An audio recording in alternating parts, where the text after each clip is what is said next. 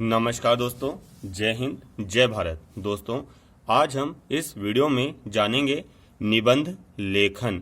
निबंध लेखन का विषय है बसंत ऋतु का वर्णन।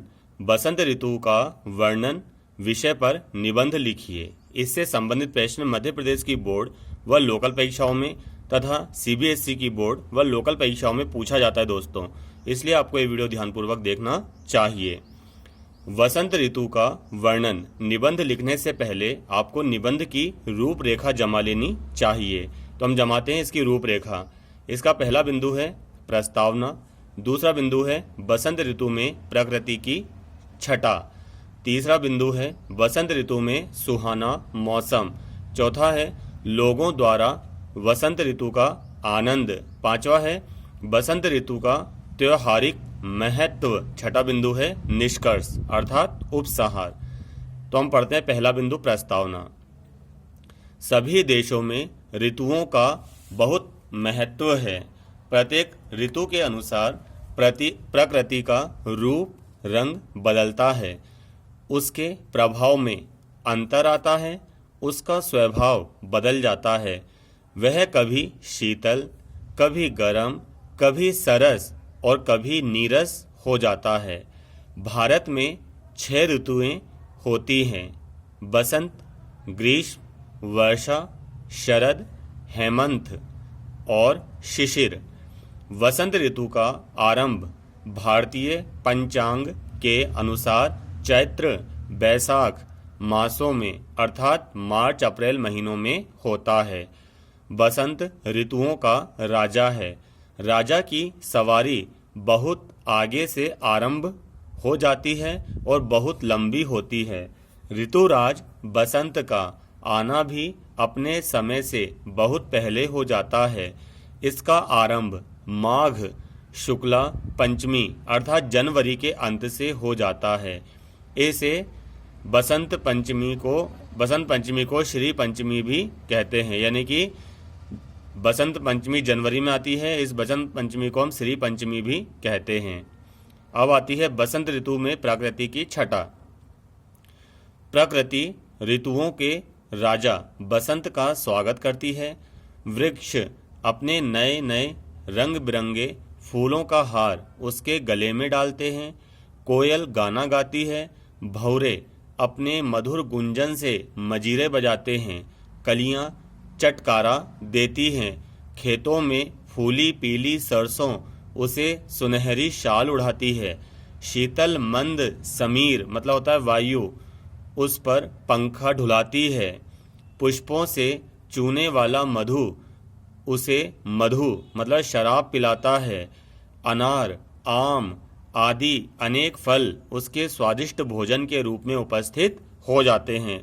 यानी कि बसंत को एक राजा माना है और बसंत में जो जो प्रकृति की क्रियाएं होती हैं वो राजा के स्वागत में होती हैं, ऐसा बताया गया है। तभी तो बसंत ऋतु प्रकृति और लोगों को तो प्रिय ही है, साथ में कवियों को भी प्रिय है। ठीक है ना, चाहे आधुनिक काल के कवि हों, चाहे भक्ति काल के, चाहे रीति काल के, सबने प्रकृति का मनोरम चित्रण किया है। अब आता है अगला बिंदु बसंत ऋतु में सुहाना मौसम। बसंत ऋतु में मौसम बहुत सुहावना हो जाता है। इस ऋतु में न अधिक जाड़ा और न अधिक गर्मी रहती है। वनों, उपवनों, खेतों तथा क्यारियों की शोभा बहुत सुंदर और चित्त को आकर्षित करने वाली हो जाती है। शीतल मंद सुगंध वायु चलती है जिससे शरीर में नई चेतना और फुर्ती आ जाती है। घूमने में बड़ा आनंद आता है। खेतों में, पहाड़ों पे, नदियों के किनारों पे कहा भी जाता है कि वसंत में घूमना स्वास्थ्य बढ़ाने वाला होता है। अगला बिंदु है लोगों द्वारा वसंत ऋतु का आनंद। जहां प्रकृति में मादकता मतलब मस्ती आती है, वहीं बालकों मतलब बच्चों से लेकर वृद्धों तक यानी बूढ़ों तक में मस्ती आ जाती है। लोग पीले पीले कपड़े पहनकर और गेंदे के पीले पीले फूल लेकर वसंत के स्वागत के लिए निकल पड़ते हैं। मंदिरों में इस दिन विशेष उत्सव मनाए जाते हैं। वृंदावन में रंग जी का सुंदर और सजा हुआ कमरा केवल इसी दिन भक्तों के दर्शन के लिए खुलता है। संस्कृत, हिंदी और उर्दू के कवियों ने वसंत ऋतु का बड़ा ही सुंदर वर्णन किया है। उर्दू के कवि मियां नज़ीर की वार्षिक पुण्यतिथि इसी दिन ताजगंज में उनकी स्मृति के रूप में मनाई जाती है। इस दिन उत्सवों का आयोजन होता है। बाजों की मधुर ध्वनि से वातावरण मधुर हो जाता है। मंदिरों में सरस्वती का पूजन होता है। आप भी गए होंगे दोस्तों ये उत्सव मनाने, हम तो जाते ही हैं हर वर्ष। फिर है वसंत ऋतु का त्योहारिक महत्व। होली का त्योहार आपको इसी प्रकार लिखना है। होली का त्योहार वसंत ऋतु का सबसे अच्छा त्योहार है। होली की स्थापना बसंत पंचमी के दिन होती है। फाल्गुन शुक्ल पक्ष की पूर्णमासी को होलिका का दहन किया जाता है। और इस दिन की एक खास बात और है दोस्तों, जिस दिन वसंत पंचमी होती है, ठीक है ना, उस दिन हमें मुहूर्त निकालने की आवश्यकता नहीं होती है। यानी सुबह से लेकर शाम तक कोई सा भी मुहूर्त शुभ माना जाता है, समझे। आखिरी बिंदु है उपसंहार अर्थात निष्कर्ष। संक्षेप में वसंत ऋतु फूलों की ऋतु है, फलों की ऋतु है, स्वास्थ्य की ऋतु है।